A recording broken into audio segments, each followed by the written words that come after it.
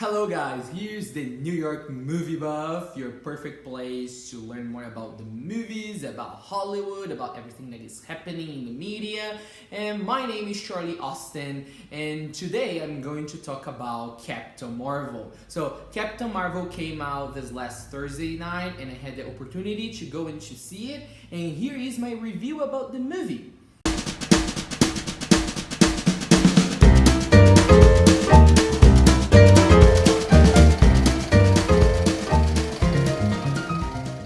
Okay, so going into this review, I wanted to say right at the beginning that, I don't know, as of now, probably most of you have noticed already that this movie, like Captain Marvel, has generated a lot of buzz, both positive and negative feedback. It has been very divisive in when it comes to the fan base, because many people went into this movie with a lot of high expectations that were not met, and there were other people that they went to the movies not expecting so much, whether because they were not aware that it was coming out now at this point in time in the year, and I am one of those. So I can remember that Captain Marvel was coming and that it was coming before Endgame. So I just got to know that it was coming this week. It was coming out this week, that it would start showing this week, because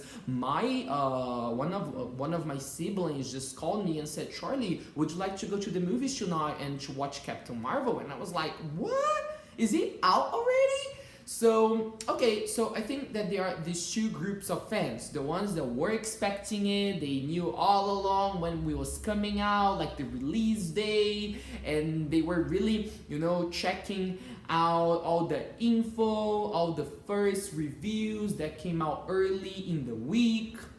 And there were the other ones, and I would include myself in the second group, that were like, we know that there's going to be a Captain Marvel this year, but I don't know a lot about the character. I don't know when it's coming out, when we will start showing in the movies, and so we didn't prepare our mind.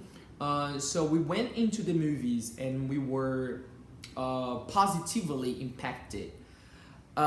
So all of us, we know that the Marvel intro has become by now something that we all look forward to at the beginning of every single Marvel movie. It sets the tone that you're about to embark in something marvelous, in something magical, into the realm of superheroes where everything is possible. Marvel intro is the letterhead of the company, of the studio, that shows up in the first few seconds, few minutes of screen time on the big screen, announcing that it's a movie produced by Marvel. So normally what pops up there are many images of many of the past movies, like we can see Captain America and Iron Man and all the other leading characters. But this time there was something special that really caught my eye, and that really helped me to connect with the rest of the movie, although it's not related to the movie, it's just a letterhead, right? So we know about Stan Lee's passing away last year. So the way that they found making a special mention, a special way of reminding us that if we are there in the theater nowadays watching superhero movies, is because of this guy. So they used the opportunity to do that with the Marvel intro for Captain Marvel.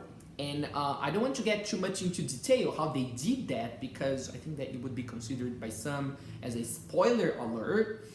But what it really accomplished, at least for me, is that all of us, we have some kind of emotional bond with Stan Lee, even more because of his past appearances, his cameos in past installments of the franchise. So it really, right out of the bat, created an emotional bond with what I was about to see, although it's not related to the story itself, to Captain Marvel's story itself. So I think that really was the right movie. It was a right movie. Yeah, it was a right move in the right direction in the movie. and it really set up the tone. It really set up the tone, a very emotional one. And I think they really contributed later when the movie started to drag on a little bit in some aspects, at least for me. So it's a very nice thing. So for Marvel fans, you're gonna be with teary eyes right away at the beginning of the movie because of this special Marvel intro that they prepared for this movie. Okay, now talking specifically about the storytelling of the movie. So in the first few minutes of the movie, we can have a glimpse. We have the first few glimpses of the interactions that Brie Larson, Carol, aka Captain Marvel, has with her mentor that is played by Jude Law. I don't remember Jude Law's character name, but anyway, they are in a kind of a tram going somewhere into downtown, into the Cree city. Downtown, I think that the city's name is Hala or something like that. And here we can see the first few problems with this movie as pointed out by some, and that when I was watching it, I didn't notice. But afterwards, thinking about it, I said, oh, okay, it makes a lot of sense. So one of the powerful things in cinema, into going and watching a movie, is that people don't have to tell you what they're feeling. People don't need to tell you why they're behaving the way they are. So cinema, filmmaking has the power in its hands to show you that, not to tell you that. Okay, so by the character's interaction with others through her or his actions, what he's doing, so it's shown on the big screen and you can understand where that character is coming from, through the images, through the pictorial, you can understand the kind of relations that are being built. So here, in these first few interactions between Carol and her mentor, so the problem, the issue is that instead of showing you that, the director for this movie kind of chooses the easiest way to portray, to bring out the story to the audience. So in this dialogue, so for example, Jude Law says, oh, because you have struggles to tame your emotions, your feelings, and and this is the problem. So it's all talkative, so they're talking instead of showing you. And I think that this is a problem. It kind of downplays the powerfulness of cinema and the powerfulness of showing things and telling a story through images, through frames, instead of just dialogues. So what I'm saying, are you saying, Charlie, that you are against dialogues where people expose what they're feeling and they say why they are feeling what they are feeling? No, I'm not against that. What I'm saying is that if you can show it instead of saying it, go with the former. So I think that here we have a first problem in the expose of the storytelling. I think that it waters down the powerfulness that could come about if we would see through Carol's actions, through some other circumstances, like on the big screen, why she has this problem, why she's struggling with her emotions, that they are deep within, troubling her, like why she is so stubborn. So I think that it would have been a more interesting approach, cinematically, cinematically speaking, imagetically speaking. Okay, so this is the first thing that I wanted to point out. So it is that they have a real problem here with action sequences or the action scenes, and I'll tell you about why. So they really can, put those scenes into perspective. And what I'm saying by that is that they are very confusing to the eye of the beholder, to the eye of the audience. So you know that there is an action sequence, you know that something important is happening that is gonna push the story forward to its final act or to its transition from one act to the other, but you can't seem to understand the ambience, where the characters are, and sometimes there are many things happening at the same time, and it's all foggy, so I kind of saw a problem with that, and it's kind of interesting because for the most part, for its past installments in the movies, Marvel has done a great job, a very good job into showing action sequences. Normally, Marvel action sequences are very entertaining, are very powerful, they are very well construed, very well shot, and I couldn't find that here in this movie, Captain Marvel. So it kind of dilutes, you know, the powerfulness of what they're trying to accomplish with that specific action sequence that is being shown on the screen, and it actually is one of the things that add to what many people are saying about the movie, that it's kind of a bland movie, because it's like you're seeing an action sequence, but it doesn't have, you know, the stamina of an action sequence. It doesn't have that things that makes you edgy, that puts you on the edge of your chair, and you think, oh my goodness, this is such good filmmaking. I'm so excited with this. Okay, the third downside of the movie, and I'm only talking about the downsides, so sorry for that. I didn't imagine that I would go into this review just talking about the bad stuff. But anyway, the third downside has to do with the transition between the end of the second half of the movie going into the third and final half of the movie.